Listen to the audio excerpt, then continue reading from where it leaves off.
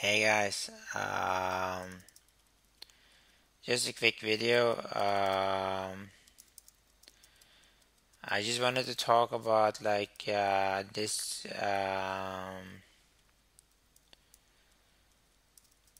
idea that I've been hearing today actually, that certain things I'm doing is kind of like hidden witchcraft, and I can assure you that the things I am doing, not being completely obedient to my parents, not honoring my parents completely, and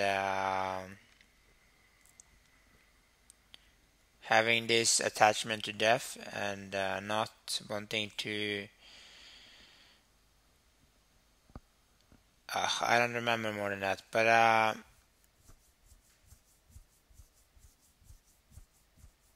I guess that's kind of like witchcraft. I guess it's true. I read a letter of Colossians today. It's a great letter. It's about like if you read the letter, you're gonna see what it's about. You're gonna see that the Colossian letter is about people who believe in Jesus Christ, and they're spiritual, and they're fruitful. They're so fruitful, and they do so many right things, and uh,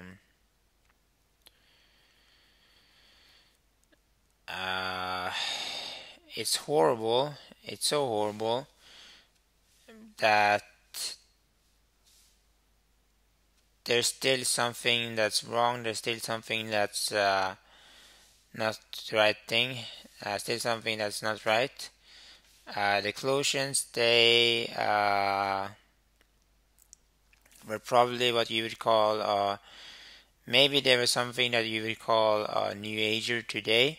If you read the Acts, you're gonna see that Paul went to this. I think he went to Rome or something. He went to this city where there was like a lot of idolatry. Okay, where there was a lot of idolatry. Okay, so New Age is not something new. Probably there's been a lot of idolatry before. A lot of this self-made idolatry, and just remember that there is a book in the Bible that is about this. It's like Colossians basically.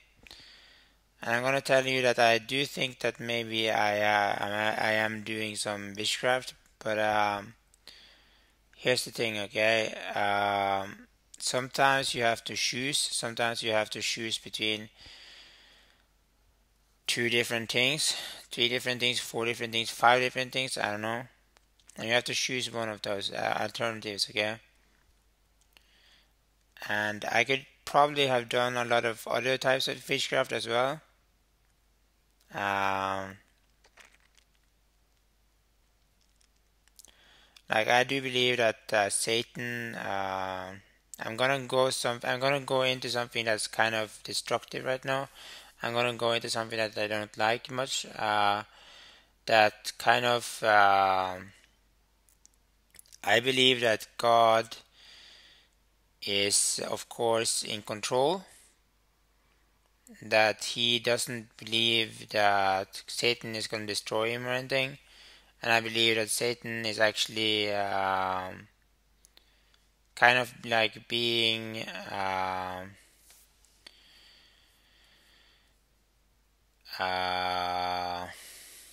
used, or maybe like exploited by God. Okay, so if that's witchcraft in what I'm doing, I can assure you that it might have been better than the witchcraft that I could have been doing. Okay, so that's that. And I have to say, there was this thing about my eyes. There was this couple that showed me this. They showed me that there's a lot of people who do have like shining eyes in sunlight and stuff, but my eyes is kind of like blue, glowing a little bit in the dark. I guess that's the real thing that the Bible says.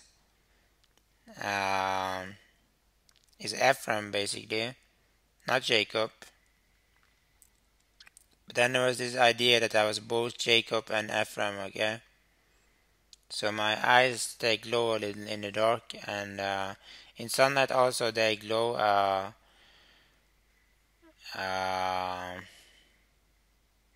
there's like both those things, okay? And my nose actually got clogged up a lot when I was a little kid. I don't know why. I was really clogged up when I was a kid.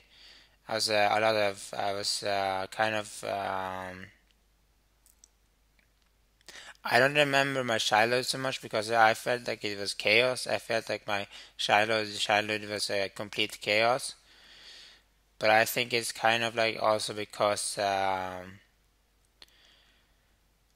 like for me, nobody ever told me much about what was wrong. Nobody ever made me aware of what was wrong. But I think I was kind of like I was always there was a lot of throwing up and a lot of car sickness and a lot of course, headaches and a lot of medical issues and like a lot of these things. Okay, when I was a kid, okay, but my nose would always clog up at certain times. It would always clog up at certain seasons, and it would be so destructive to me. I would not like sleep. I would not have any easiness getting things done or anything like that. And also I would get like dysentery. Okay, so I'm really sick. Okay, right now even I'm sick. Okay, and that's like one of the things people need to think about before they kind of like do things with me. Okay, but when it comes to taboo topics, I'm in for it. I totally love it. Um, she's a beauty queen. Okay, she's so beautiful, and of course she might have been making fun of me the whole time, but I can assure you that that's kind of thought kind of went through my head. But she's a beautiful girl, and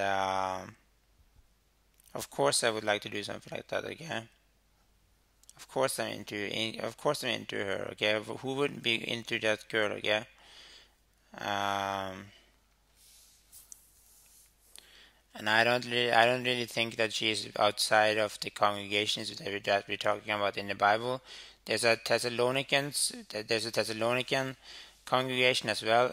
It's a congregation that kind of doesn't like the Father. They probably don't like, even like Jesus. They probably don't like any of those. But they have the righteousness. They have the righteousness of God. They try to be righteous. And of course, sleeping around is not something that the Bible promotes or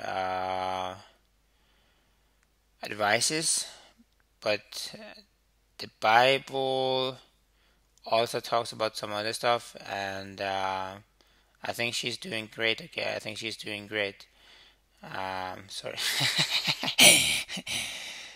Oh my lord, I shouldn't have said that. Okay, but the Bible is very clear that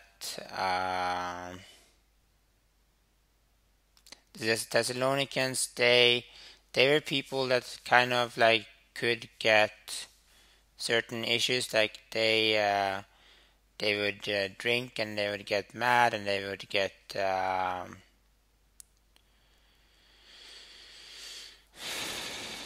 and like they were people that could also get tricked. I think I'm actually like I'm sort of like I've been thinking a lot about this. I think I'm kind of like in the borderline between a Thessalonican and a Philippian. Philippians, they were people that were the light. They were really, I call it charismatic. They had a really easy time being showing the love of God and stuff. I don't know, something like that.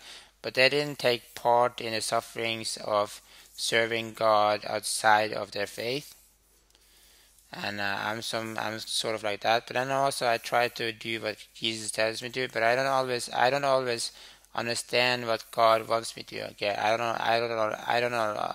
I do not always understand what God wants me to. Okay, and